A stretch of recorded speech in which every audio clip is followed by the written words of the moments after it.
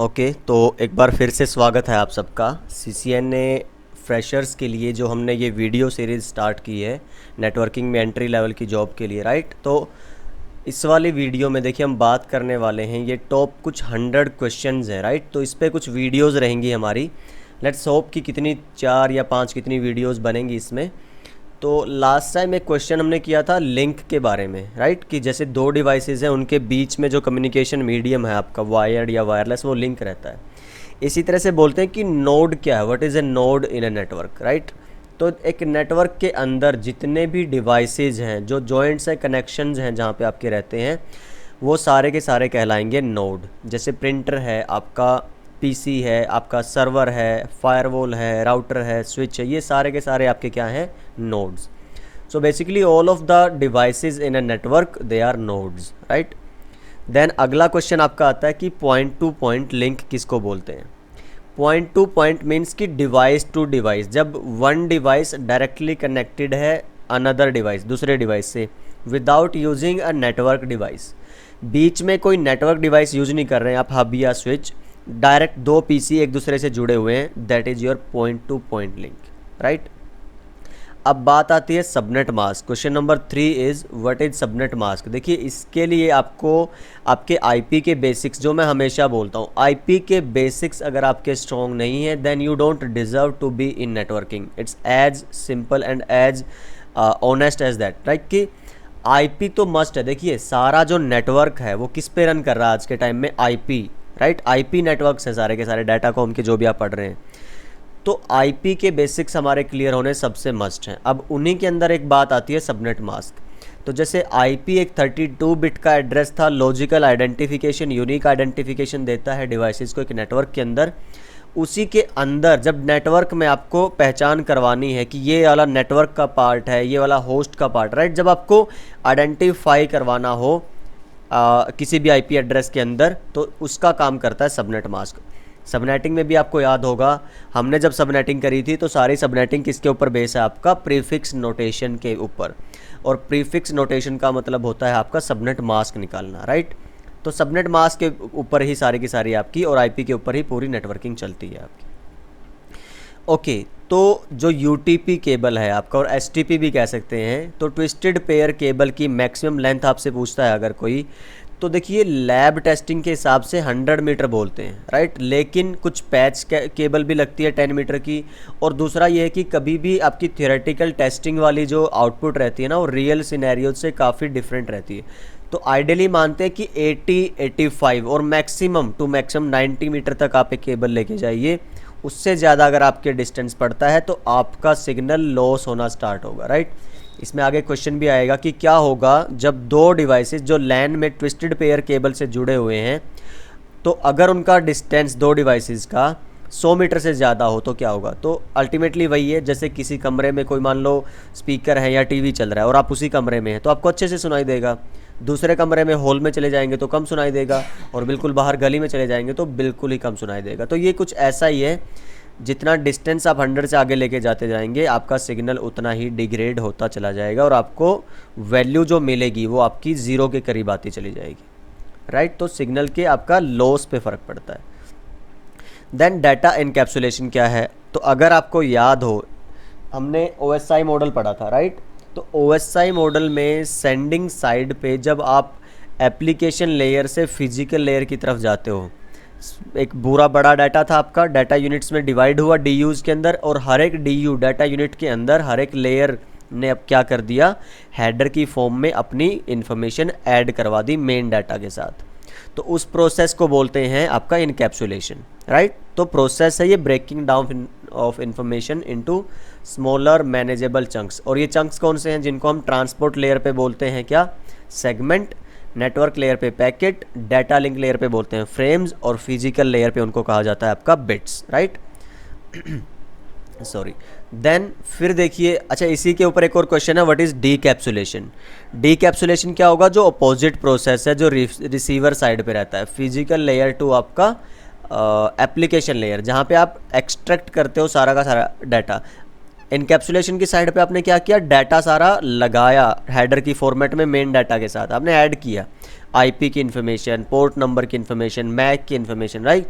और जब आप रिसीव करते हैं तो रिसीविंग साइड पे क्या करेगा, वो उसको बोलेगा कि अच्छा इस मैक से आया है ये डाटा, इस आईपी से आया है, इतने पोर्ट नंबर से आया है। इस तरह से वो जो हटाने वाली, एक्सट्रैक्ट करने वाला प्रोसेस है, that is decapsulation. Okay, what is a VPN. देखिए जब आपका एक प्राइवेट कंपनी, थोड़ा सा मैं बता देता हूँ आपको यहाँ पे वीपीएन का एक्चुअल कंसेप्ट क्या है। जैसे मान लीजिए कि ये एक कंपनी है कोई भी, right. So this is one company and this is another branch of the same company. एक कंपनी की ये दो ब्रांचेज हैं, this is branch A, right. और अगर मैं इसको यहाँ से कॉपी कर लूँ एक बार, और ब्रांच बी, इस तरह से, तो अभी देखिए ये सेम कंपनी की अलग अलग लोकेशन पे दो अलग अलग ब्रांच हैं, और मेरा टास्क क्या है, इन दोनों को जोड़ने का है। अब कोई भी कंपनी जो सर्विस प्रोवाइडर नहीं है वो इतनी बेवकूफ़ नहीं होगी, इतना सारा इंफ्रा सिर्फ और सिर्फ अपनी केबलिंग पे खर्च नहीं करेगी। जैसे मान लीजिए XYZ कोई कंपनी, उसकी एक ब्रांच है बेंगलोर में, दूसरी ब्रांच है मुंबई में, तो वो अपनी केबलिंग नहीं करेंगे क्योंकि उनको पता है सेंटर में ना, इन बिटवीन यहाँ पे आपका ISPs हैं बहुत सारी। सी, जैसे बेंगलोर में भी ISP हैं, फिर आपका मुंबई में भी ISP हैं, आपका भोपाल में, दिल्ली में, कानपुर में, हर जगह। और ये ISPs क्या है, एक दूसरे से आपकी जुड़ी हुई हैं, राइट। कुछ इस तरह से समझिए ज़रा ध्यान से।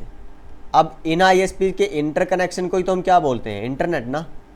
अब देखिए ये इन्होंने हर जगह, ISP ने अपनी केबलिंग हर जगह, हर कंट्री में, हर स्टेट में बिछाई हुई है। तो हम लोग क्या करते हैं, ये जो कंपनीज़ क्या करती हैं, अपना डाटा भेजने के लिए या तो इनसे एक प्राइवेट लाइन ले लें, जिसको लीज लाइन भी आप कह सकते हैं, कि भाई मेरे को इंटरनेट से नहीं चलाना, मुझे आप डायरेक्ट यहाँ से यहाँ तक की एक लाइन, अंदर आपने अपनी लाइन जोड़ी हुई है और उधर से उधर तक एक लाइन चाहिए, प्राइवेट लाइन ISP के थ्रू। उनको बोलते हैं आपका फ्रेम रिले, MPLS वगैरह, वैन टेक्नोलॉजीज़ में हम ये सब बात करेंगे, जो हम CCN ने हम सीरीज़ स्टार्ट किए हुए हैं उसी के अंदर आगे, राइट। पर लेकिन ये महंगा पड़ता है बहुत। ISP की जो केबलिंग आप शेयर करते हैं, आप शेयर नहीं कर रहे एक्चुअली, आपने इंडिविजुअल अपने लिए ली है, तो वो महंगा, कॉस्टली पड़ता है। उसी के बेसिस पे आपने क्या किया, अब इंटरनेट का कनेक्शन ले लिया सर्विस प्रोवाइडर से, और इंटरनेट के कनेक्शन पे आपने यूज़ कर लिया है VPN। और VPN कब यूज़ कर सकते हैं, जब आपके पास या तो राउटर हो और या फिर आपके पास फायरवॉल हो, राइट, L3 डिवाइस। तो यहाँ पे VPN क्रिएट करने का मतलब क्या हुआ, आपने अब अपने डिवाइसेस को extra layer of security they the. Network तो आप पब्लिक ही यूज़ कर रहे हैं, देखिए ये पब्लिक नेटवर्क है, सी, इसी के ऊपर हमने क्या किया, एक एक्स्ट्रा लेयर ऑफ सिक्योरिटी, जिसको हम क्या बोलते हैं, VPN, वर्चुअल प्राइवेट नेटवर्क। तो सिंपल से शब्दों में अगर मैं बात करूं तो पब्लिक नेटवर्क जो कि इंटरनेट है, उसके ऊपर प्राइवेट डाटा भेजना सिक्योर तरीके से, दैट इज़ VPN। तो VPN एक्चुअली क्या करता है, ये जो आपका सी, ये जो लाइन है, आपने मान लो एक इंटरनेट कनेक्शन लिया हुआ है, ये उस इंटरनेट कनेक्शन के अंदर ही ना टनल बना देता है जो कि सिक्योर है और सिर्फ आपके लिए है। कैसे, इस तरह से, सी, ये अब एक तरह से ऐसा लगेगा कि जैसे आपकी प्राइवेट लाइन है, पर ये प्राइवेट नहीं है, ये है कैसी, पब्लिक लाइन है, लेकिन उसी के अंदर आपने एक टनल बना दी, और जिससे आपका डाटा क्या है, सिक्योर रहेगा, यहाँ से यहाँ तक जाएगा। जब भी कोई इसको ब्रेक करने की कोशिश करेगा, ये टनल ब्रेक हो जाएगी, दूसरी नई टनल बनेगी। तो VPN है आपका इंटरनेट के थ्रू प्राइवेट डाटा भेजना, सस्ता पड़ता है, सिक्योर होता है।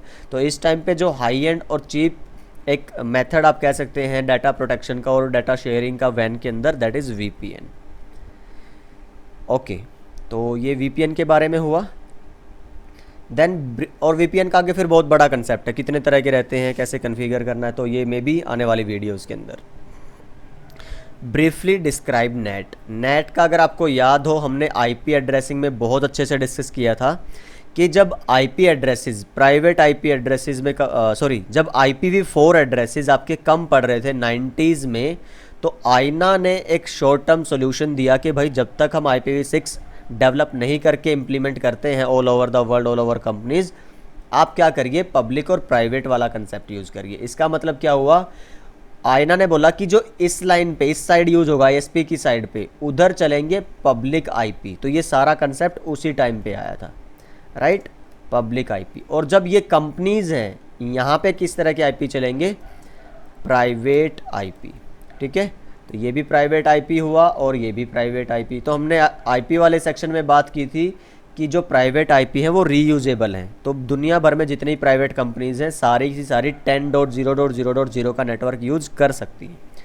तो उससे कैसे हमने आईपी का तो चलिए वेस्टेज रोक लिया, ठीक है। यूनिक होंगी पब्लिक आईपीज़ और रीयूजेबल होंगी प्राइवेट आईपीज़, ठीक है।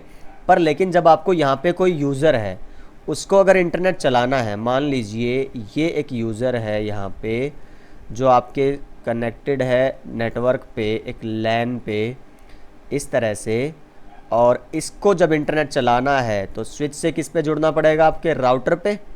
तो आपके राउटर के पास जाएगी रिक्वेस्ट। यहाँ पे आईपी हमने कौन सी दे रखी है, मान लीजिए प्राइवेट। जैसे मैं बोलता हूँ यहाँ पे आपका था 10.1 राउटर की आईपी मीन्स गेटवे, और इधर क्या था 10.2। लेकिन जब इंटरनेट चलाने के लिए आप आईएसपी से कनेक्शन लेंगे ना, तो वो तो आपको पब्लिक मिलेगा। तो वो मैं बोलता हूँ आपको कुछ इस तरह का एड्रेस मिल गया है 19.23/29 इस तरह से। अब लेकिन आपको पता है ये जो एड्रेसेस हैं प्राइवेट, ये कभी भी इंटरनेट पे रूट नहीं हो सकते, मीन्स इनका यूज़ करके कभी भी आप इंटरनेट नहीं चला सकते हैं। तो इसलिए आप क्या करते हैं, इसको कन्वर्ट करना पड़ेगा आपको इस पब्लिक आईपी में। उस कन्वर्जन के प्रोसेस को बोलते हैं आप नेटवर्क एड्रेस ट्रांसलेशन, राइट। तो जब रिक्वेस्ट जाएगी तो प्राइवेट पब्लिक में कन्वर्ट होगा, जब उधर से रिप्लाई आएगा तो पब्लिक प्राइवेट में कन्वर्ट होगा, क्योंकि ये पब्लिक को नहीं समझते। तो ये कंसेप्ट आपका किसका आता है, नेट का, नेटवर्क एड्रेस ट्रांसलेशन। उसको नेटवर्क एड्रेस शेयरिंग के नाम से ही बोलते हैं। तो ये हुआ हमारा क्वेश्चन नेट के बारे में, राइट। तो अगले क्वेश्चन में हम बात करते हैं what is the job of the network layer under the OSI reference model. OSI reference model में जो नेटवर्क लेयर है उसका क्या काम आता है। देखिए वहाँ पे सबसे पहले आप समझिए आईपी प्रोटोकॉल काम करती है, राइट। तो नेटवर्क में जो आइडेंटिफिकेशन का काम है, जो लॉजिकल एड्रेसिंग है, वो सारी इसी लेयर पे होगी, पहली बात।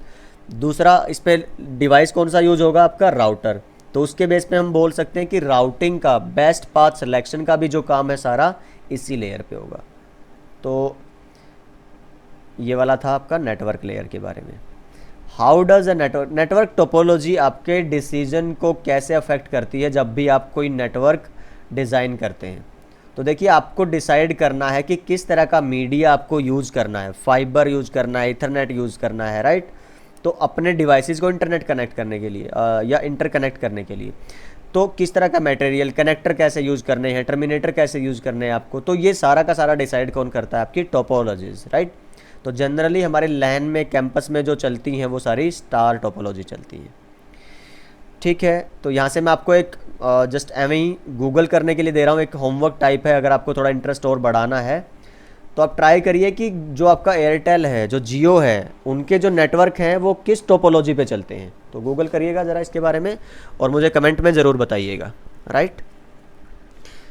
ओके, तो किसी भी एक कंप्यूटर नेटवर्क को सिक्योर करने के कितने रास्ते हैं, राइट। तो उसमें ये क्या कहता है, देखिए देयर आर सेवरल वेज। तो वो तरीके कौन से हैं आपके। सबसे पहला तो आपका जो भी कंप्यूटर्स हैं, चाहे आपके सर्वर्स हैं नेटवर्क में, सब पे up to dated antivirus program install करके रखिए सबसे पहला।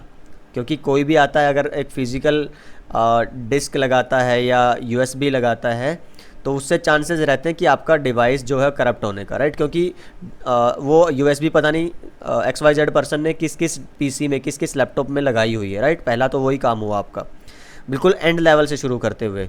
दूसरा क्या है, फिर फायरवॉल्स जो आपकी हैं, चाहे सॉफ्टवेयर फायरवॉल हो चाहे हार्डवेयर फायरवॉल हो, वो सारी आप अच्छे से आपने यूज़ तो कर ली है। देखिए बहुत बार क्या होता है, आप ये समझिए नेटवर्क सिक्योरिटी इंजीनियर होना और फायरवॉल नेटवर्क में लगा देने का मतलब ये नहीं है कि आप सिक्योर हैं, पहला। दूसरा, नेटवर्क में फायरवॉल ना होना मतलब नहीं है कि आपका नेटवर्क सिक्योर नहीं है। तो ये सारा का गेम है नेटवर्क इंजीनियर के ऊपर, कॉन्फ़िगरेशन करने वाले बंदे के ऊपर, कि वो अपने नेटवर्क को कितने अच्छे से समझता है। कॉन्फ़िगरेशंस जो हैं, कई लोग तो ACL को भी इतने बेहतरीन तरीके से कॉन्फ़िगर करते हैं कि नेटवर्क को प्रोटेक्ट कर लेते हैं। कुछ लोग जो प्रोएक्टिव नहीं हैं वो फायरवॉल इंजीनियर होने के बावजूद भी उनका नेटवर्क रिस्क पे रहता है। तो ये चीज़ आपको थोड़ी समझनी है, बहुत ध्यान देना है इस पर। तो यहाँ पे इन्होंने बहुत अच्छी मैंने एक लाइन डाली है, देखिए, कॉन्फ़िगर्ड करेक्टली। तो आपको पता होना चाहिए, you should know what you are doing with your device, है ना। तो अच्छा यूटीएम और firewall doesn't mean your network is secure, ये वहम है, right. Then user authentication will also help a lot. जी बिल्कुल, जैसे आपका जो पीसी है जो आपको कंपनी से मिला है या फिर आपका खुद का भी है, तो अगर आपने उसमें एक पासवर्ड अच्छा नहीं लगाया, उसमें ऑथेंटिकेशन नहीं दी है, तो वो हमेशा वल्नरेबल है, वो लूप होल आपकी सिक्योरिटी में, राइट। तो इसी में आई थिंक आगे क्वेश्चन भी आएगा, पासवर्ड किस तरह के रहे, तो हम वहाँ पे डिस्कस करेंगे। तो ये कुछ पॉइंट्स हैं जो हम एक नेटवर्क को सिक्योर करने के लिए जनरली आमतौर पे यूज़ करते हैं। यस, अगर आपको इसके बारे में कुछ और भी पता है, आप एक दो पॉइंट ज़्यादा जानते हैं, तो please let me know in the comment section, ताकि मेरे जो हमारे बाकी जो व्यूअर्स हैं उनको भी बेनिफिट मिल सके इनसे। चलिए, यहाँ पे मैंने बेसिक्स जो 3 पॉइंट, और बेसिक नहीं है, एक तरह से ये मान लीजिए कि दिस इज़ द बैकबोन। ये 3 ऐसे पॉइंट्स हैं, उसके बाद थोड़ा सिक्योरिटी पॉलिसीज़ हैं, फिर आपका सोशल इंजीनियरिंग की ट्रेनिंग आती है, वो थोड़ा आगे चल के आती हैं चीज़ें, बट स्टिल ये बहुत इम्पोर्टेंट पार्ट है आपका। चलिए, सो आई होप इस वीडियो में इतना ही। ये 10 क्वेश्चंस हमने डिस्कस किए हैं, इसके बाद हम अगले क्वेश्चंस अगली वीडियो में। Thank you so much guys, thank you so much for being with us. Yes, stay safe and keep smiling. Bye.